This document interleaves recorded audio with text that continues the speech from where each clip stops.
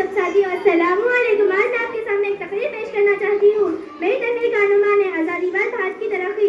शहीदों के लहू से जो गुलिस्तान संवर गया, शहीदों के लहू से जो गुलिस्तान संवर गया, आज़ादी का सूरज हर दिल में उतर गया। तरक्की की बुलंदियों पे है आज मेरा हिंदुस्तान, तरक्की की बुलंदियों पे है आज मेरा हिंदुस्तान। दुनिया में बुलंद उसका नाम और निशान, मौजिद सामाई पर